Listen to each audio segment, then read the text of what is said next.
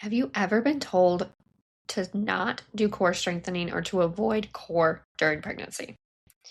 Or more importantly, have you been told to watch out for like the doming or coning effect when you do core strengthening during pregnancy? Follow-up question. When you think of core, do you think of like bird dogs and dead bugs and planks and sit-ups? Did you know core can be so much more than that? You are listening to Belly Birth Beyond with Pelvic Floor Mama, hosted by Becca Boeving, a PTA, mom of two, and now your go-to pelvic floor coach. Welcome to the safe space where no topics of motherhood are off limits and judgment is left at the door. Too many mamas are dismissed when they've got valid concerns. If you're sick of hearing that's normal when it feels otherwise, keep listening.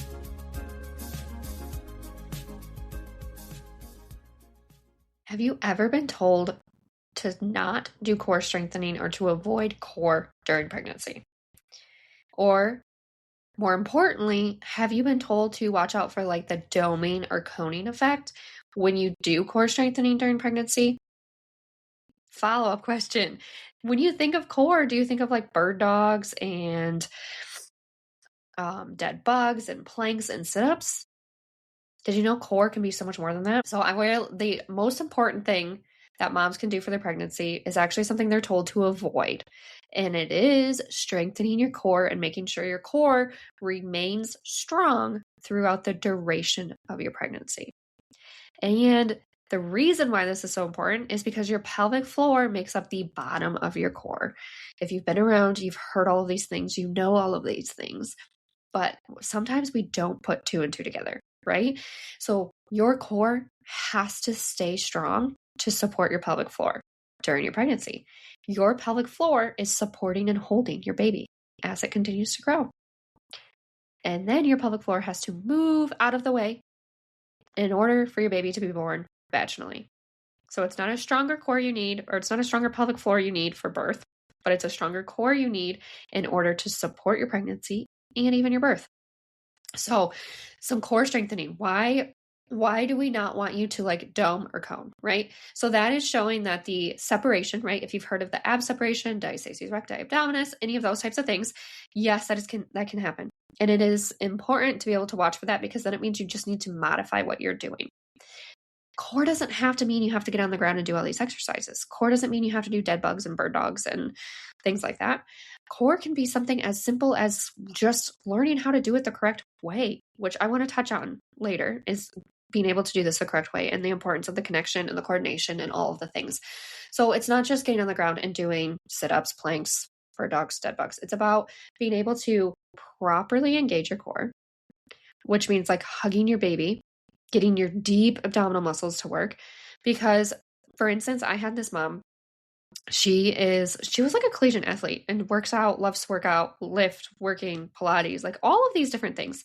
And she learned recently that she had never used her core correctly. So she thought she was so strong and her pelvic floor was really supported and things were good. But then when we actually like dove into it, things were not as good as we thought they were. And so by just learning the simple way to properly use your core made a huge difference for her and the pain that she was having.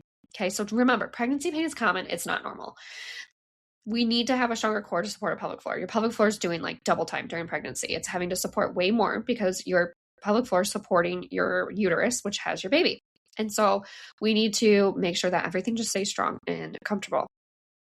So instead of, if you have a TheraBand, there's so many things you can do with a TheraBand for core strengthening. I actually just put a YouTube video out on core strengthening with a TheraBand yesterday. So if you're like, what is this? Hop over to my YouTube channel, watch some of the videos with core strengthening with that TheraBand. It's so simple. And sometimes you don't even have to get on the ground. You really don't. There's so many things that you can do just standing or sitting or, I don't know. If you have a ball, get a pregnancy ball, right? You know, this is like my favorite thing to use for pregnancy is most utilized tool, pregnancy ball. Trideer has one. I'll link this down below so that way you guys can get your ball. Use it as a chair. Did you know that just sitting on your ball works your core? It does. And it also optimizes the position your baby's in. It helps with like hip pain, back pain, pelvic pain, like all different types of pregnancy pain, because it's supporting your pregnancy and your baby and your body instead of putting you in a position that's going to create like tightness and pain and discomfort. And so then when you go to stand up, you're having like this pulling or this sharp pain, or it hurts to take the first few steps and things like that. So a ball can be really helpful. But working that core strengthening, we need to not just like tighten our core or engage our core. Like, what does that mean? So many moms are like, I don't understand what that means. And so this is something that I have to like break down, and I break down in every single resource I have. I teach you how to properly use your core, and almost every single paid resource I have, you are going to learn this as of right now. I don't think I will ever put out a program or a resource that does not properly teach you these things, because I think that would be such a disservice to you. So learning how to properly tighten your core, engage your core, is going to be like really important in conjunction with that. So like together, we have to have your pelvic floor work too, right? So the pelvic floor and the core, they have to coordinate with each other. They have to like talk to each other. They have to work together. They have to be supportive. And so we need to make sure that you know how to have that like mind, muscle, body connection.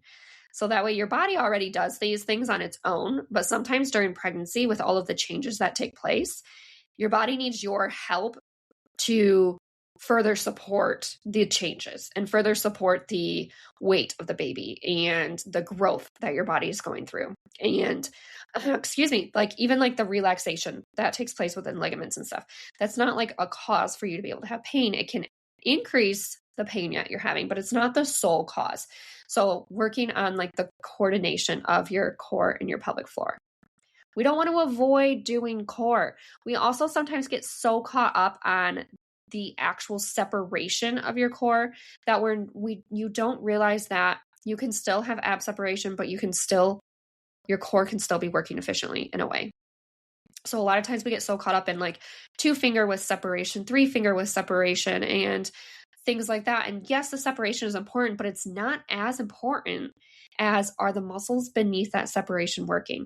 Can we feel them lift? Can we feel them tighten? Can we feel them work? Can we feel them doing what they're supposed to be doing? Because if we can, then we know we can continue down that path. We can continue working on them, whether you're pregnant and especially postpartum.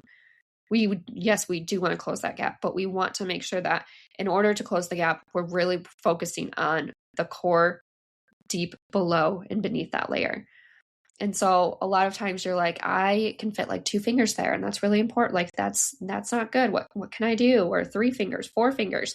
And what we want to be able to do is, can you feel the muscles beneath that separation working? If you can, that's great. That's more important than focusing on the separation in itself. So something that's just not talked about. If you are postpartum right now and you are like needing core support, there's the core and pelvic floor recovery collection, which has postpartum Momma recovery reset and your 6 weeks to reclaim your core. If you are newly postpartum, you want total body reconnection, like you need to start from the like basic up. Postpartum Momma recovery reset is where you start. If you're like, I've been working out or I've been doing things like I think I'm a little more advanced than that, then you want to hop into the 6 weeks to reclaim your core. It's not just like abs. It's your core, which is like your abdominals, your hips, your glutes, your low back, like your back, things like that. We want everything to be together because as you have heard me talk about, it's like a group project. If one person is doing all the work and getting the credit for it and everybody's getting credit for it, that's a problem. We need to have everybody in the group doing its part so that way everything functions. It's like an assembly line too, right? Like if one part of this assembly line doesn't work, everything else just kind of falls apart. Or it's just held together and it's not as held together as it should be. So we want to make sure that we're addressing everything as a whole and not just little pieces of it. If you're pregnant trying to work on your core, get a ball, get a TheraBand, work on marching on a ball, do standing stuff. Like there's so many different things that you can do to continue to have a strong core. That doesn't include you having to do planks and bird dogs and sit-ups and things like that. Yes, you can still do those things. I'm not saying you don't need to, or you don't have to, or you should avoid them. You can still do them, but so often you get so bored of doing those types of things and you want to do something that's a little more functional, right? Like all day long, you're using your core and you don't even realize it. So how can we support your daily activity by supporting your core? How can we use your core in your pelvic floor to help you like roll over and get dressed and lift your child or the laundry basket or the groceries or your backpack or your purse or whatever it may be without having the pain and the discomfort that you have? How can we get you to the end of the day where instead of feeling like your body's spent and you can't do anymore, you don't have the pain and the discomfort and you can just sit down and enjoy your evening with your significant other and you guys can spend time together without being like, oh my gosh, my body feels like it's breaking. I feel like it's just can't take any more of this. Right? That's what happens a lot of times. So when we focus on our core, we support our pelvic floor. So instead of doing more Kegels, which you've already listened to the episode where it says stop doing Kegels. If you haven't, go listen to that. Well, we got some sirens going.